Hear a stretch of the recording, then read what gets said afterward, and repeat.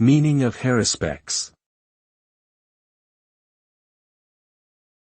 Haruspex.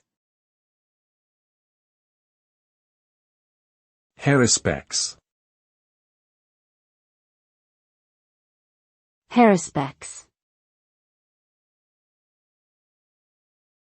Haruspex. The term haruspex refers to a type of diviner or prophet in ancient Roman religion who practiced the art of haruspicy, the inspection and interpretation of animal entrails.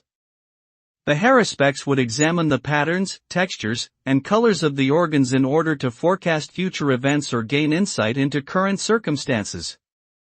This practice was believed to be a means of communicating with the gods and gaining their favor.